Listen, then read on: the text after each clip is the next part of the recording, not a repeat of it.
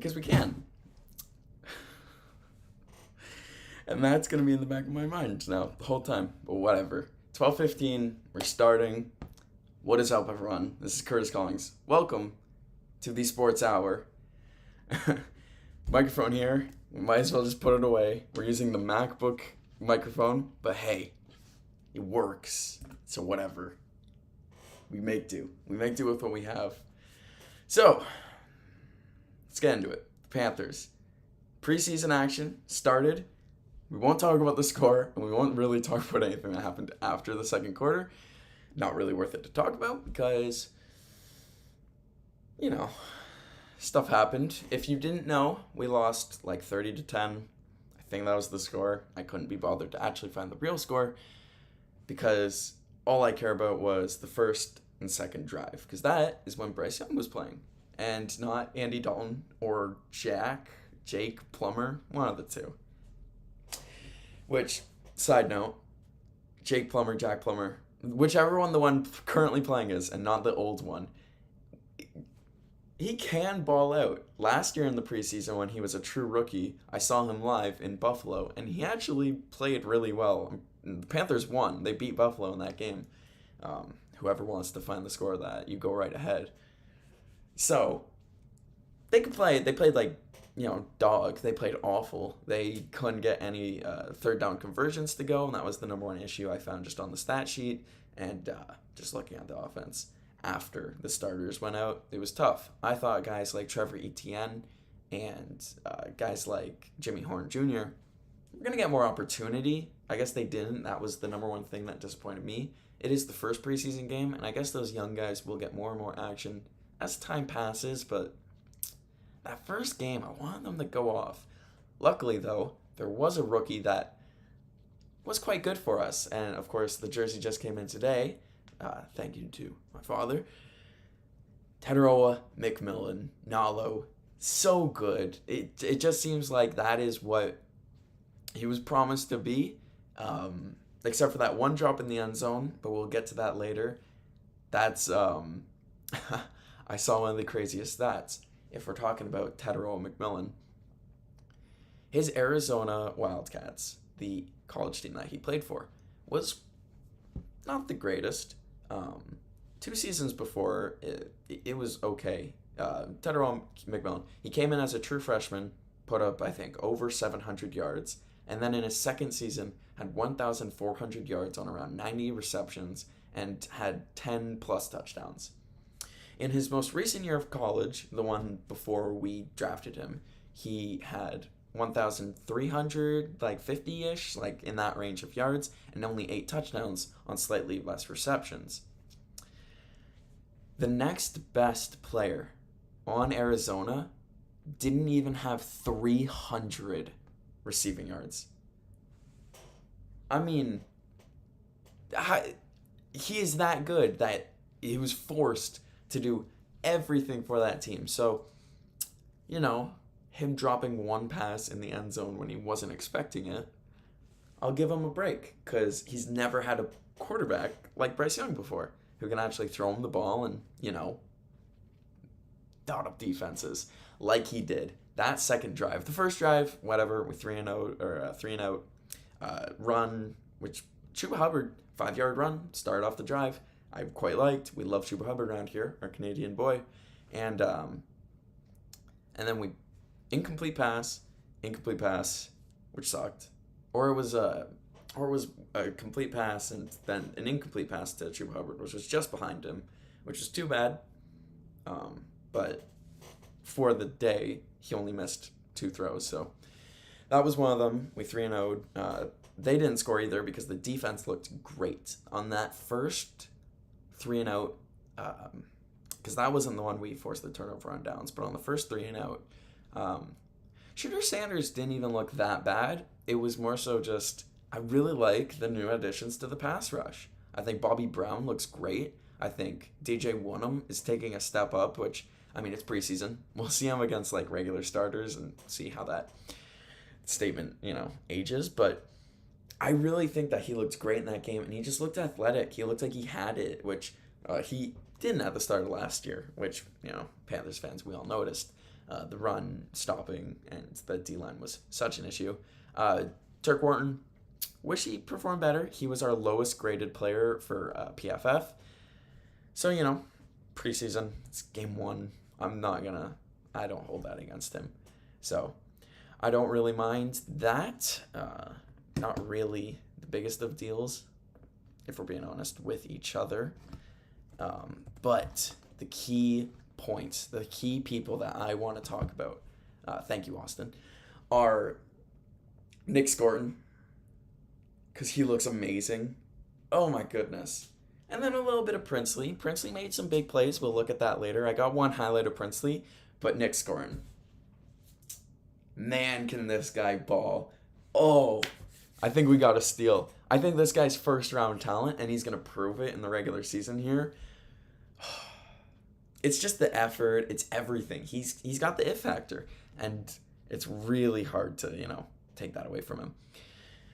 So, it factor Nick Scorton on defense, mucking it up, looking great. DJ Wonnum, again, I have to give him a special mention because he's not a guy I really liked last season. And I thought he was a guy that was going to get phased out, and I don't think he wants to get phased out. So, we will accept that. And then, of course, we get the ball back. And this is when Bryce cooks. This is when we get a 30-yard dot to Tetero and McMillan. It's stuff like this that I've never seen before in my years of being a Panthers fan. Never seen something like this before. I mean, Sam Darnold was able to throw the ball really well. Baker wasn't very... I don't know what happened. I really don't get, other than coaching, what happened to Baker here. But those guys were able to throw a ball well. Who were they throwing it to? DJ Moore. He used to do stuff like this. But it didn't feel as special. It didn't feel the same when DJ Moore did it versus that catch that Tetero and McMillan made. DJ Moore, more of the speed guy, more of the burns you with the wheels, which we see in Chicago still. I mean, he's still super talented. But that was special. The way Tetero faded towards the middle of the field to give himself more room on the sideline. And then when that throw comes in, I mean, Bryce Young throws that ball. Like, he gives at least 10 yards of run up for Tetero to get under it and make the catch and give himself that separation. And then the feet to eye coordination to make sure he taps both those toes down before he eventually crumbles down in a tackle. I mean, it's that sort of feeling. It's that sort of feeling that makes me like, yeah, that's the offensive rookie of the year. That's O'Roy, hands down, and I'm confident of that. I think he's going to be better than most of the other players in that class. The only guy that's going to really give him a run for his money is a guy like Ashton Genty. I think, of course, Travis Hunter, he could do anything, but he's not going to be as special at one thing, the jack of all trades, master of none.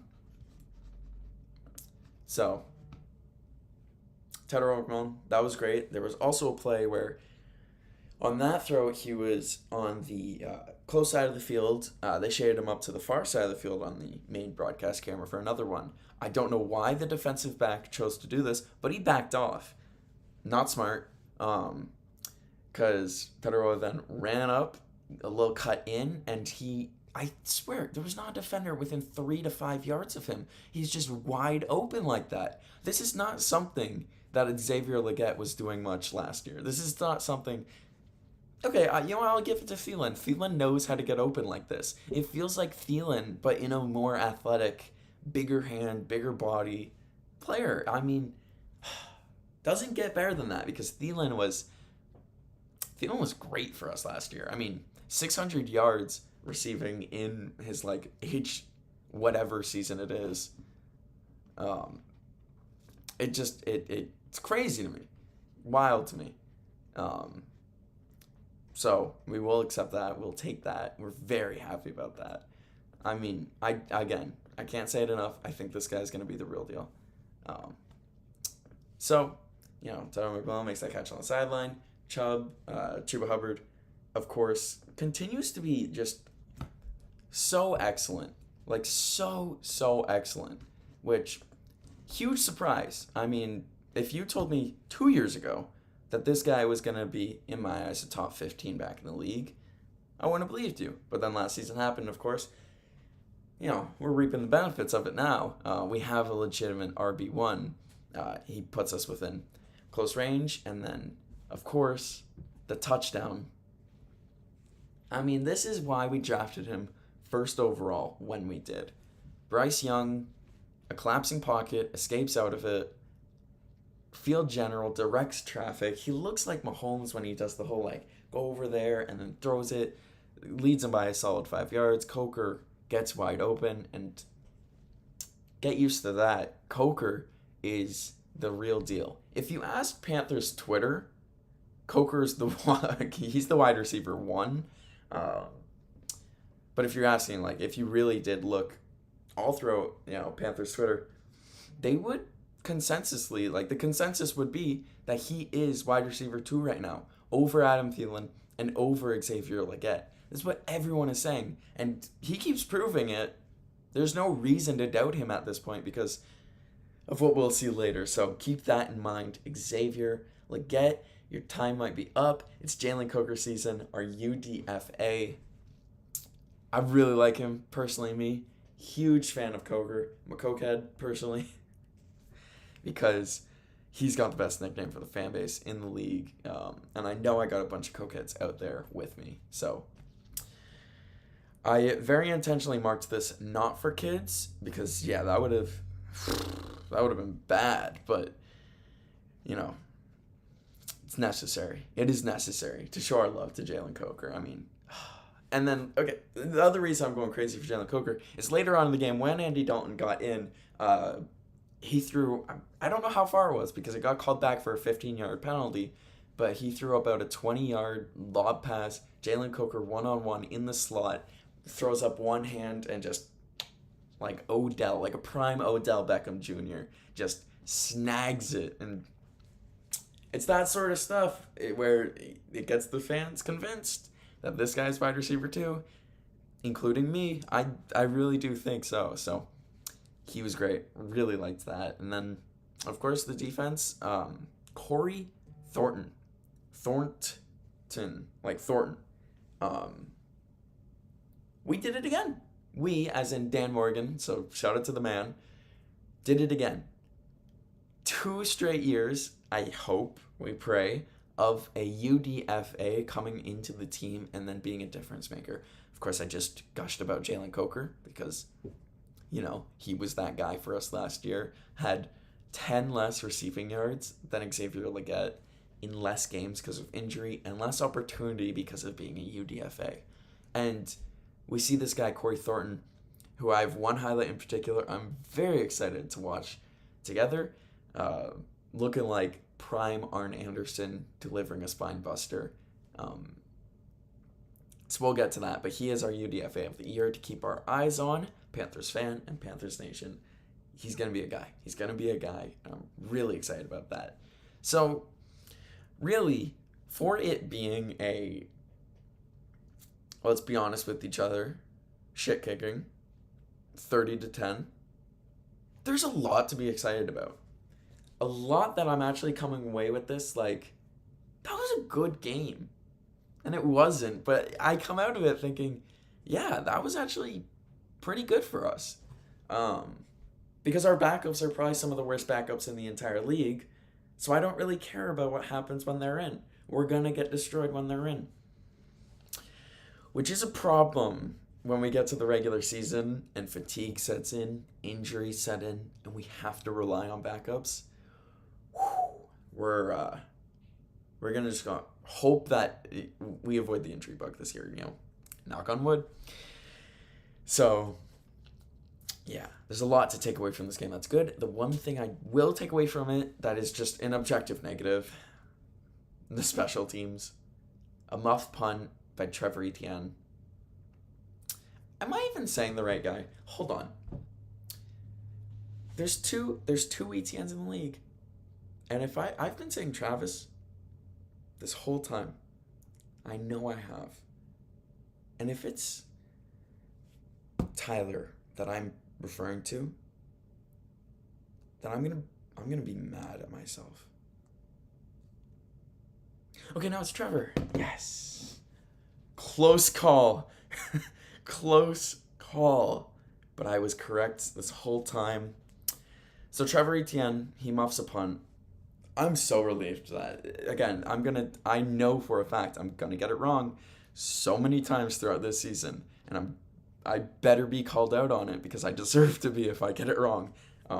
It's the only way of learning is being wrong. So we'll get there.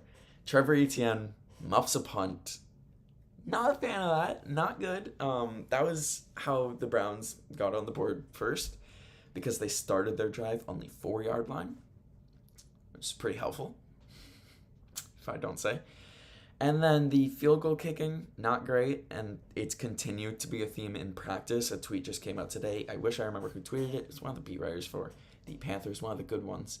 And they said that he went 2 of 5 or 3 of 5 on the skinny pole. On the skinny poles, and the ones that missed, I think it was 2 of 5 because 3 missed, and the 3 that missed wouldn't have hit on a regular uprights, let alone the skinny uprights.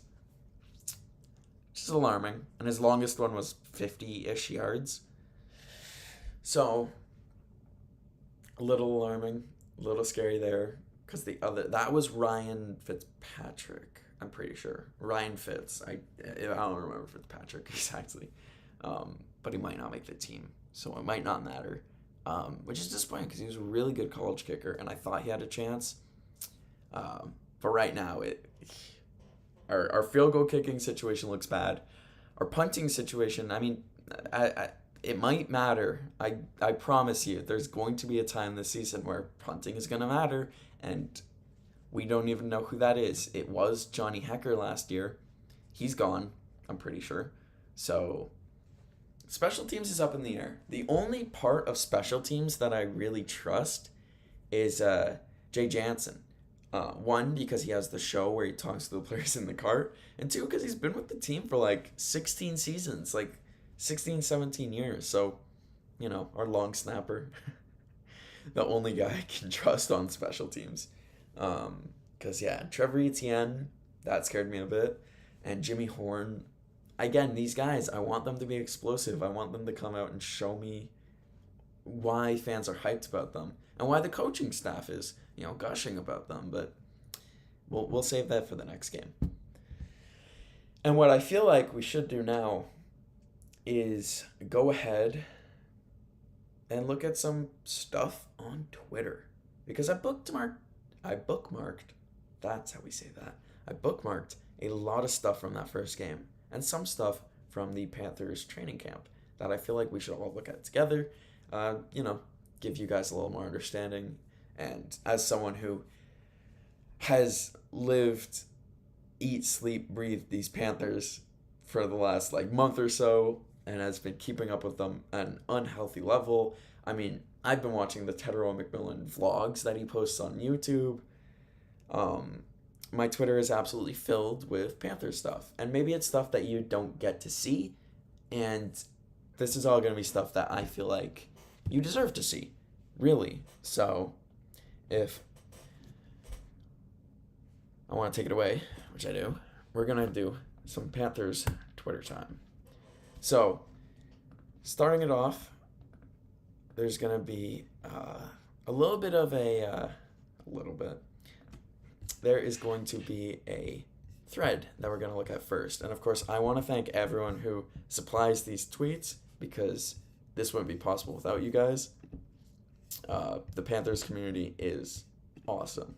I mean, one of the best that I've ever seen. And I've been around Twitter for a while. So here's our starting point. That just reset us to the top. It's not that many, so we'll get there. All right. Here we go. So first things first, shout out to Edgar Salmingo Jr.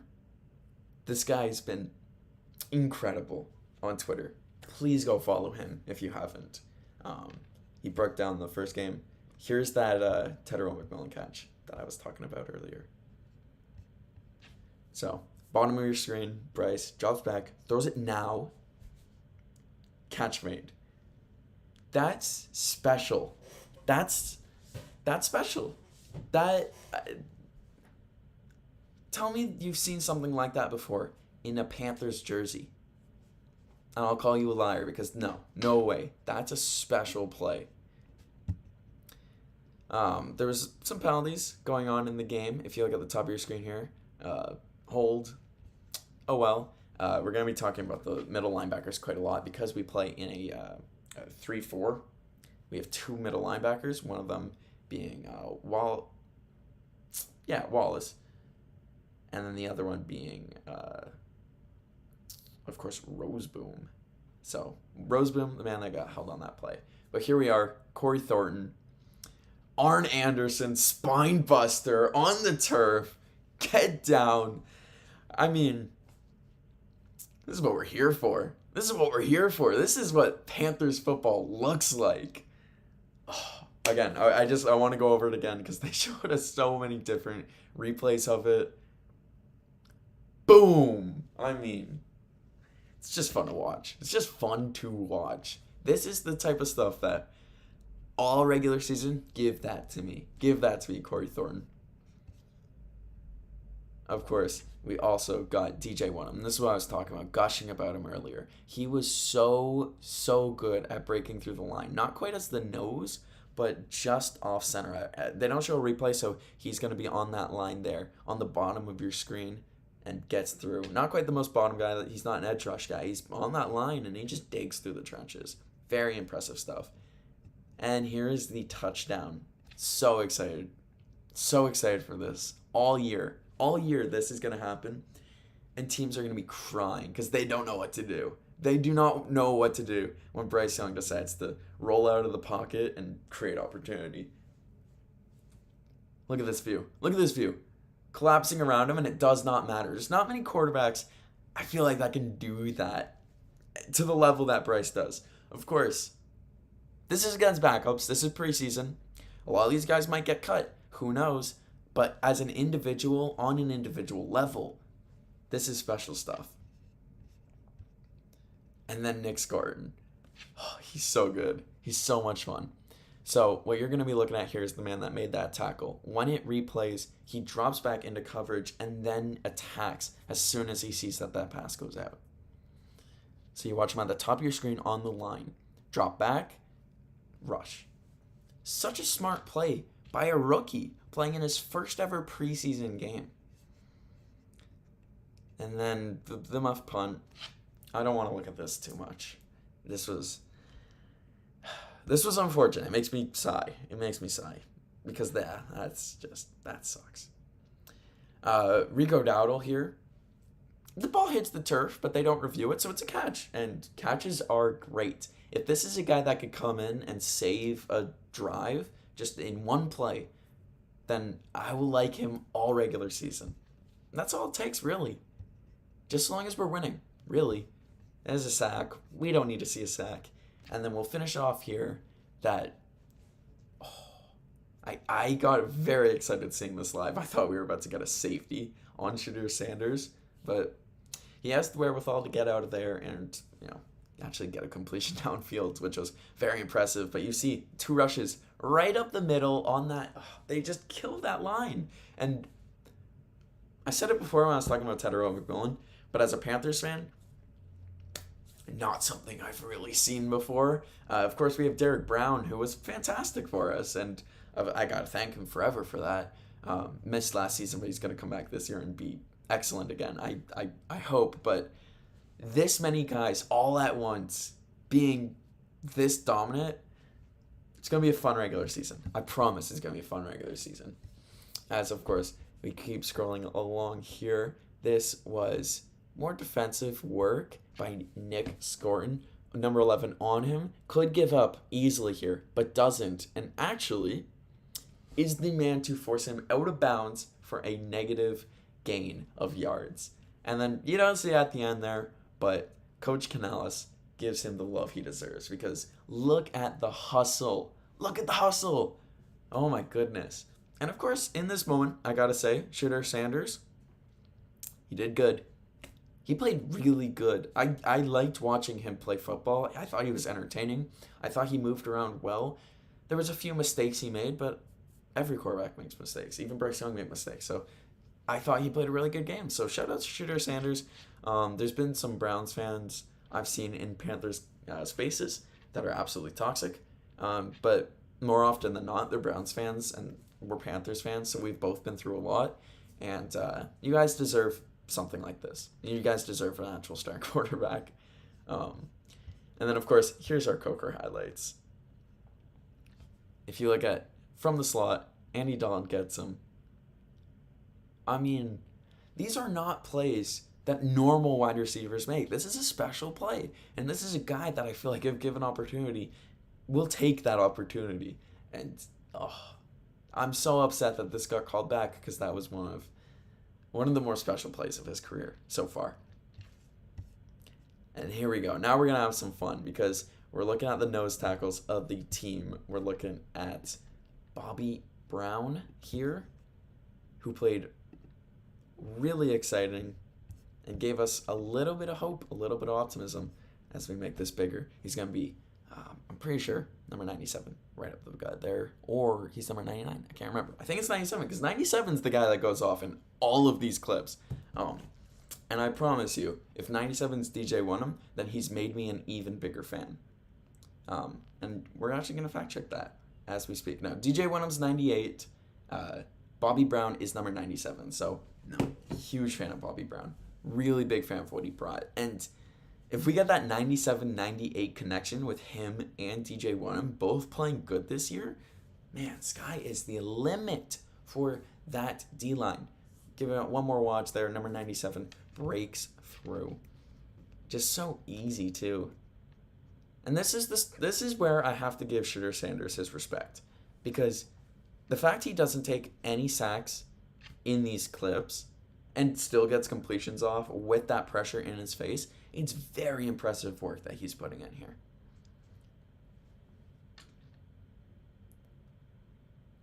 I just wanted to watch it again for Shooter Sanders because I respect it. That's a great play. And then our last play that we're going to look at from Big 97, big addition from the Rams. Absolutely blowing up that run. And this is the stuff. This is the stuff that gets you excited. That you should be excited about. I mean, I'm excited no matter what. We could go 1-16 and I could be excited. But, this makes me even more. This makes me just... I'm excited. Here's some more scoring work. This is... I'm enlarging this because this is... Okay, maybe not that big. Maybe not that big. Maybe we'll just leave it this big. Whoops. But I really it's a minute highlight tape of just a special player. You can see him, okay, on the far. He lines up out there, which I didn't realize how far out he actually lines up. He's that guy on the far right, white sleeve on his arm, attacking that big right tackle, pushing him all the way back to the quarterback. This is the stuff that's going to get him paid eventually, a lot of money, because it's ferocious. It's so good. It makes me really excited. And again, it's a minute cut up of plays that Shooter Sanders handles really well.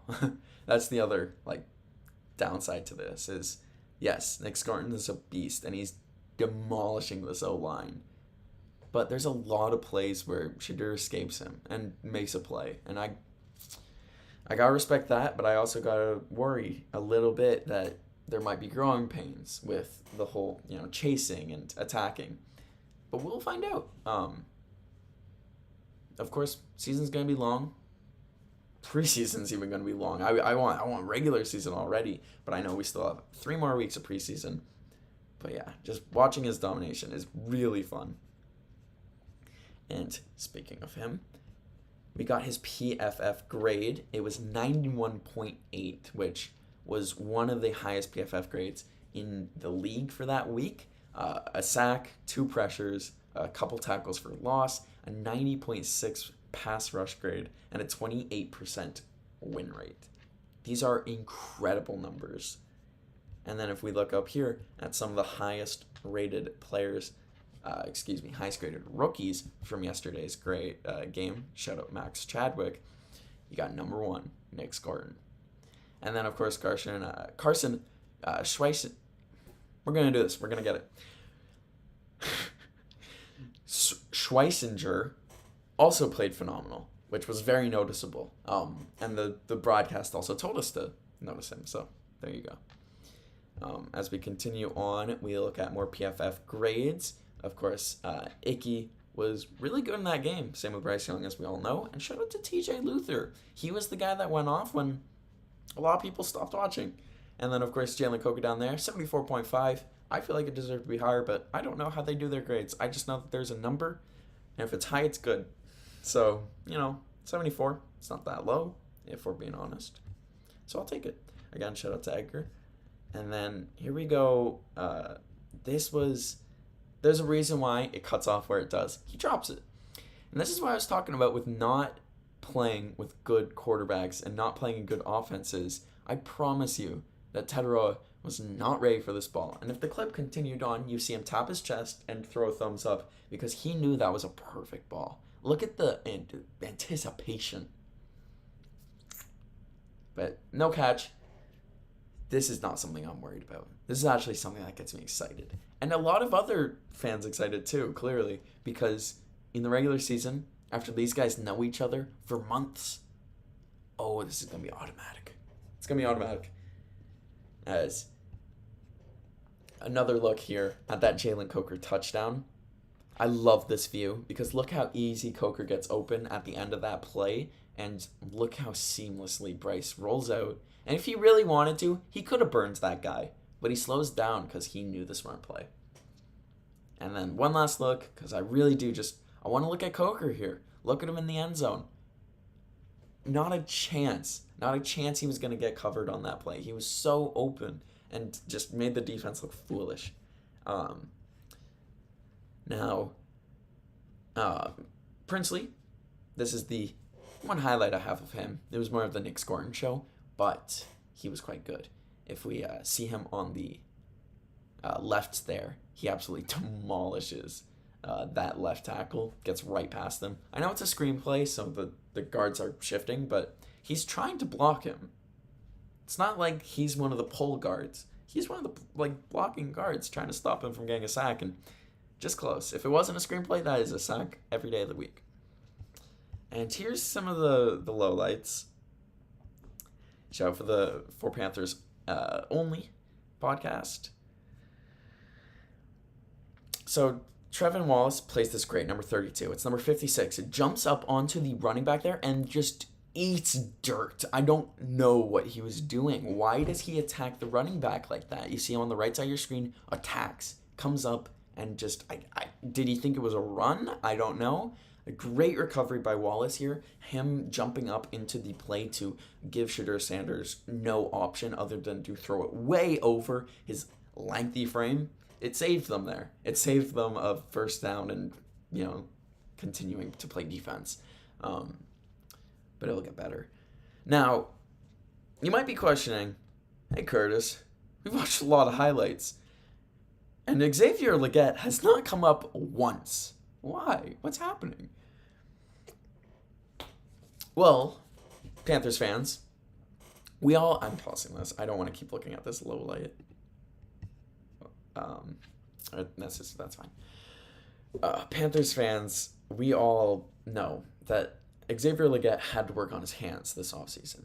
There was a lot of drops that could have been catches. He was good. But he caught with his body too much and dropped a couple passes. Not as bad as Jonathan Mingo, but still not great. Better than I would have ever done. I'll say that.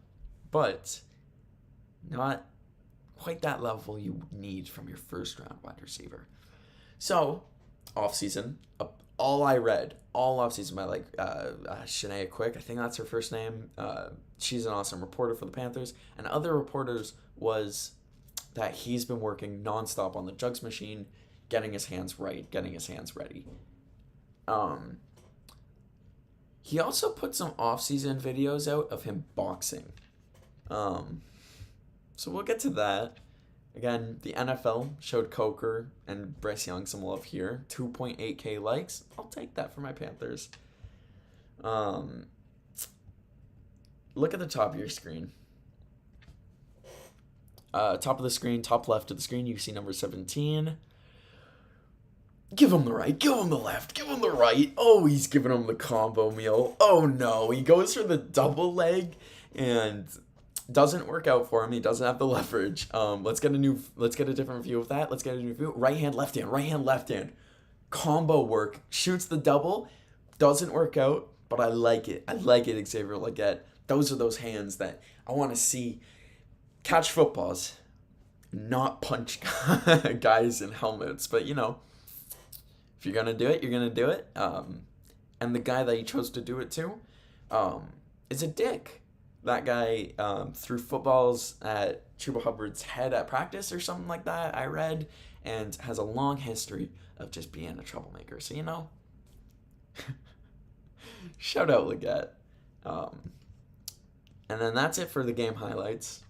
This happened very early in the game, so that's why we don't get any Legette in-game highlights, because he wasn't really in-game at all. And we'll finish it off with something from training camp the other day. Jalen Coker looking like Randy Moss. I mean, this is why I'm so excited about this guy. Look at that and tell me that's not, special. That's a special catch. I know he's doing it to a Panthers backup player, but it's still, I can't do that. You can't do that. A lot of NFL wide receivers can't do that. And yet Jalen Coker makes that grab. So that's all for our Panthers Twitter time, because the exciting parts of the game were really only in that beginning. But I did actually have a segment I wanted to show you guys, and it's called Real Questions, Real Answers. So there's an app out there, and it's named Real, and it's quite good. I quite like it. I use it for sports now, for keeping up with everything, and also chatting with other Panthers fans. You could see me on there. Of course, this is me. I am Ice Bryce Season. And so I asked, drop your stat predictions for Bryce. For me personally, going into this year, I have 3,350 yards, 31 passing touchdowns, 11 interceptions, which I pray is too high. I pray it's under, 10, with 520 rushing yards and 6 rushing touchdowns to go along with it. I think this is pretty realistic. I'm not going crazy high, but I'm not, I think he's going to have a good year. I think this is a very solid season, solid year 3. And so we saw some of these replies.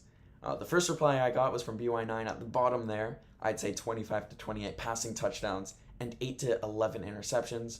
Otherwise, looks perfect. Which I respect that. Maybe a little less, on the passing touchdown, because we do have such a young and inexperienced wide receiver core. So I can see where he's coming from, absolutely. And then the guy above him, 4,120 yards, 39 passing touchdowns, 5 interceptions, 435 rushing yards, 8 rushing touchdowns, All-Pro, 14-3 record, MVP. And that's the optimism that I love. Let's ride. Let's do it. I want to see this season happen more than you know. Oh, this would be so much fun to watch, and I'd be the most annoying person on the planet if this was real, if this happened. And there's a couple guys in here that have some ridiculous answers, but this could happen. It's not going to happen, but of all things that can happen in the universe, it's not the most unlikely thing. Later on, we got Grant, who said breaks every single season quarterback record. That's kind of the blind optimism that I love, but, exists a lot in the Panthers fandom.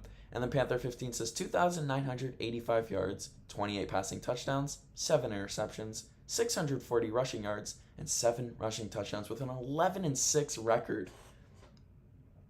That's such a good, modest season with such a great record, and those rushing stats are unreal, which I don't blame him. In the final 8 weeks of the season, Bryce Young had 5 rushing touchdowns. So, over 18 games, 7 seems pretty modest. I had it lower than that myself. So, if he could do these numbers, if we could have that record, I'd be the happiest Panthers fan. This guy, Tedero McMillan, says every touchdown yard is going to T-Mac, and it just might happen. It just might. And then this was later on. This wasn't even a reply to my post, just someone felt like joining in on the fun. Bryce Young, 2025-2026, regular stats, passing touchdowns, 5,124 yards, passing touchdowns, 315, rushing yards, 3,570, and the rushing touchdowns, 125. And the reply to that says, worst take I have ever seen. He easily gets 50 more passing touchdowns and like 1K more yards. Shake my head, man. And, shake my head, man, indeed. Because obviously he's going to break those totals. Come on. He's the GOAT. This is Bryce Young.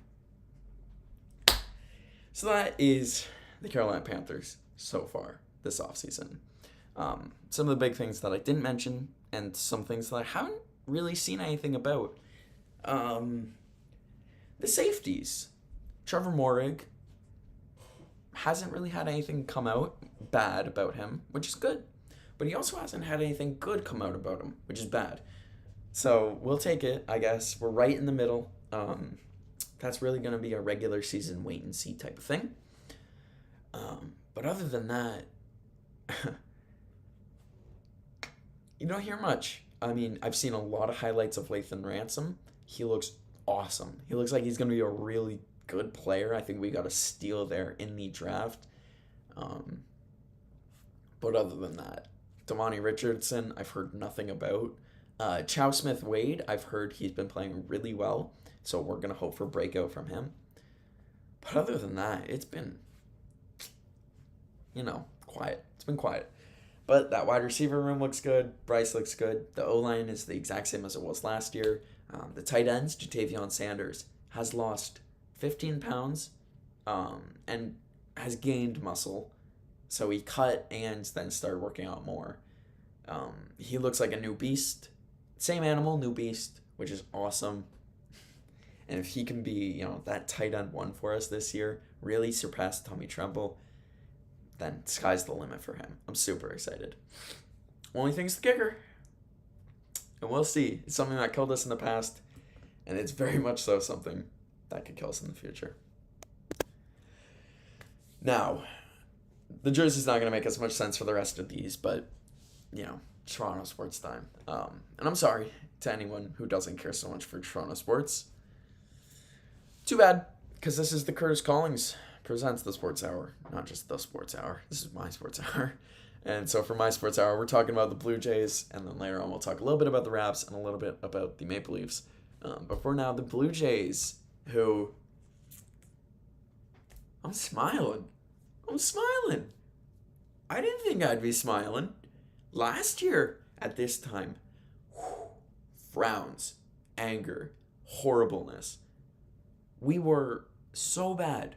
We are on the level of teams like the Rockies. Not the White Sox. They were historically bad. And not the Rockies this year. Again, historically bad. But the Rockies last year. We were neck and neck with them. This year, we're neck and neck with the Dodgers. That feels so good. That's such a weird feeling because since maybe 2021, we haven't really been that special of a team. It's been tough lately for Blue Jays fans. I mean, especially after last year. I think coming into this year, we were projected to be one of the worst teams in the American League East. I mean, the hype that the teams had going into this year, the Red Sox picking up their new additions in Bregman and other pieces, which we're seeing go off for them now, scarily enough. The Yankees, of course, literally just lost the World Series, but made it to the World Series. The Rays, who are always scary, and the Orioles, who had just finished first in the American League East, either 2 years prior or that year. They were very good. This year, not very good. Yes, very happy about that. Rays also kind of mid this year. Did recently shut down Shane McClanahan, or however you say his name, which sucks because he's a super talented pitcher. Could be a Cy Young winner. Injured, and I'm not just saying that because he's on my fantasy team. I'm saying that because I think he's a great talent. But it does sound bad. Regardless, I do feel bad. They had to shut him down. They've had a lot of injury woes and stuff going on. And then our Blue Jays, who are in first, have been in first for so long now, and it feels so special. And as a Blue Jays fan, I'm actually proud to be a Blue Jays fan. And if you asked me in December, I wasn't a Blue Jays fan. I didn't like the team anymore. I was done. If you asked me in February, I was mad at the Blue Jays. I didn't want to cheer for them. And then we re-signed Vladdy, and I was like, okay, I'll give them a chance. And then in May, we were like 500. And I was like, okay, whatever. Lost season again. I'll go to games cheap tickets. But no. It was around the time we played the Boston Red Sox, and I saw a game live where we went down 6-0 and then came back to win it 7-6. And it was kind of there when momentum shifted and the team started winning and winning and winning and winning and winning, and now we're 69-50. Wild to me. I never would have predicted this. If you told me in April we'd be in first, I'd call you a liar. I really would have, because no way. As well, in April, if you told me that we would go into Los Angeles with a better record than the Dodgers, I would have not believed you again. And if you had told me that if we had gone into LA and beat them 1 of 3, I also would have been like, yeah, that's good. But now, I'm like, I wish we could have won more games against the Dodgers. They came at us for those 2 first games. But that last game, was that fun or what? I mean, should not have been that close, and it should not have been that scary. But fun? Yes, absolutely. Just back and forth with the runs all the way until the top of the 9th when it was tied 4-4 apiece. Ernie Clement. My favorite player currently on the Blue Jays. I love him. He doesn't have a picture on StatMuse.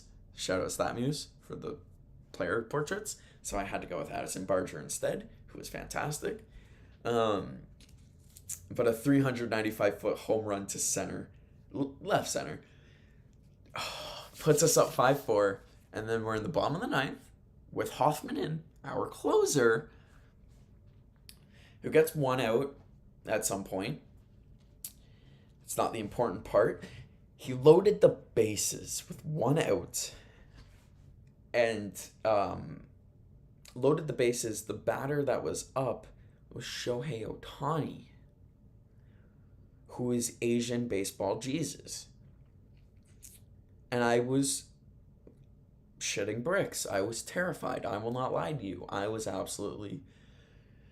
I mean, you could... my dad can vouch. I texted him. I said, well, game's over. It was a fun while it lasted, but we have lost again. 3 straight to the Dodgers. And then the Jays decided, well, Hoffman, you're done. Get out of here. We're putting in a rookie pitcher, a rookie lefty, which is smart. Lefty on lefty for Shohei. By the name of Fluharty. God, I cannot say his name right. I feel really bad because he was terrific. Who just comes in and throws some of the nastiest pitches I've ever seen before. Just disgusting sliders, sweepers, whatever you want to call them, and strikes out Shohei Ohtani. Makes him look silly, in fact. Which is just... I yelled. I was watching the game alone with just me and my cat, and when Shohei Ohtani struck out, I screamed in joy and relief, and I scared the Jesus out of my cat. I'm sorry, Meatloaf. If you ever see this, I might show this to you, so you really know I'm sorry, because I feel horrible. But that was a special strikeout. So 2 outs, bases are still loaded, And another Hall of Famer decides to come up. The 2018 World Series winner, Mookie Betts. Also the 2020 World Series winner and the 2020... Did they win again? 3-time World Series winner, Mookie Betts. We'll call him that. And if I'm wrong, flame me. I deserve it. A future Hall of Famer comes up, and he's a righty, and we have a lefty pitcher in, so I'm already scared. And he takes care of business. And he wins the game on a ground out.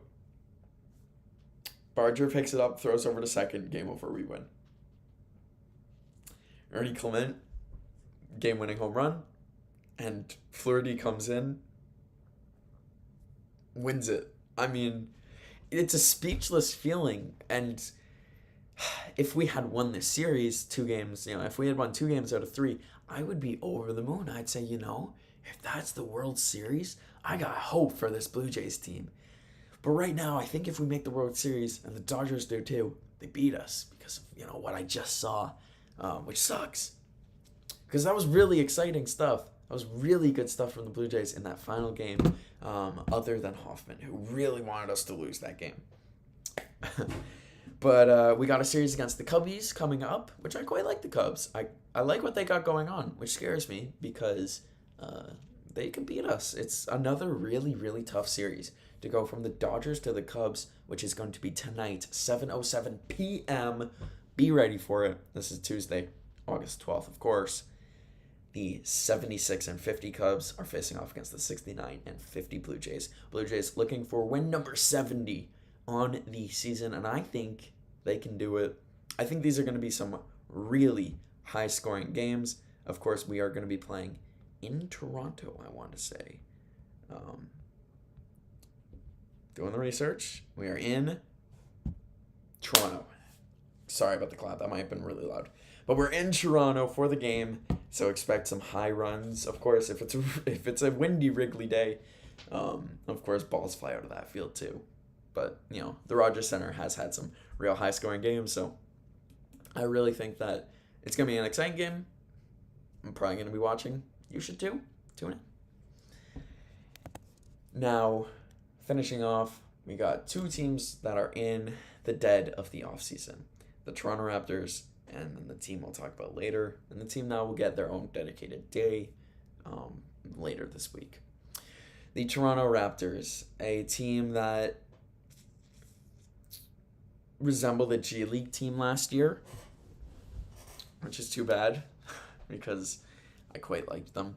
And they were really fun to watch, but wow, they were bad. They were really bad.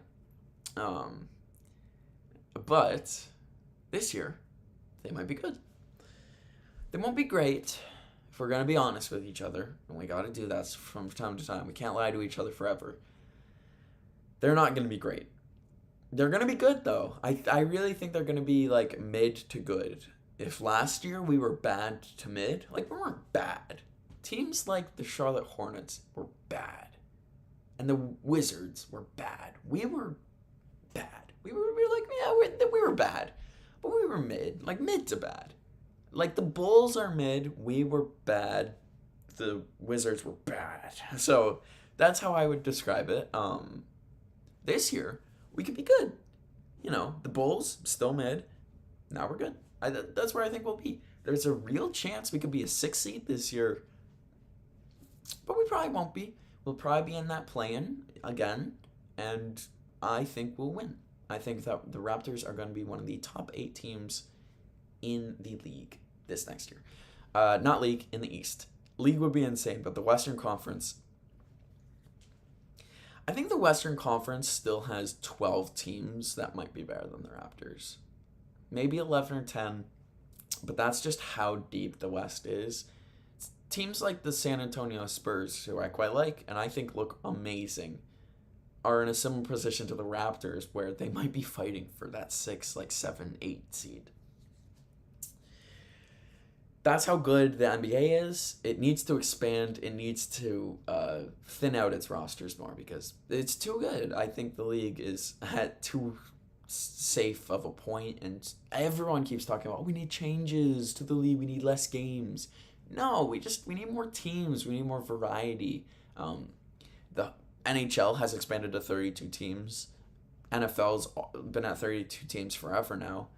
Why can't basketball? Basketball is also under a 6 division system. Expand that to 32 teams. Make it 8 divisions instead. I think that just spices up the league a bit more, makes things more interesting, entertaining. Maybe helps players. I can't. I'm in a bedroom. I can't vouch for any of the players. And we only got 5 minutes left in our sports hour, so we'll talk a little bit about this Toronto Maple Leafs team. But we won't talk about the elephant in the room. That will be probably tomorrow, because there's not much going on in the world of sports. Tomorrow is going to be a very big Blue Jay and probably Leaf Day. And then we'll talk a bit about Panthers and, of course, throwing some Raptors mention. But the Leafs. The elephants in the room, of course, being that double M and trade that happened and contract that was signed. But we'll talk about that later. For now, I want to talk to you Leaf fans about expectations and optimism. We're not going to be the top team in the Atlantic again. No way. I don't see it. Not with the current roster. Not without the offensive firepower that literally one player was able to possess. I think the team's going to change the way it plays. It's going to change stylistically, which is good because we need it. We need it bad in the playoffs especially. And I think Craig Berube sticking around for another season, perfect fit, perfect for what we need, you know? Regardless. I like this team. I do. I really do. And I think it might honestly be better for us if we finish 3rd in the Atlantic, 2nd maybe, or a wild card. And I'm good with that because I think it's something that this team needs, especially in the playoffs, because everything that's been happening isn't working. So, you know, something does have to give, obviously. Of course, Matthews hoping for good health this year. Nylander hoping for a repeat of what he did last year. Real quick, let's just go over what we think the lines could be. I think that first line is going to be Nyes, Matthews, and who knows? I personally would like to see a guy like Maselli given that opportunity, but of course we'll see after training camps and preseason if he's actually that good. But I think he can be. And then that second line, I think it's going to be John Tavares, who re-signed a very, very team-friendly contract. William Nylander still. Then you could plug anyone like Max Domi up in that role. Easton Cowan, but I don't think he's going to be that good yet. And then that leaves the third line for guys like Easton Cowan and Waugh, who we picked up, and Scott Lawton. I think that's a solid third line, and then throw whoever on that fourth line you want. Doesn't matter. You got Kampf, you got Yarncrook. I think Nick Robertson is still here. Maybe he's gone. Doesn't matter. Fourth line. And then that defense, unchanged from last year, which makes me happy, other than Morgan Riley sticking around. I would take a bag of pucks for him, because I think he is more of a liability than a help.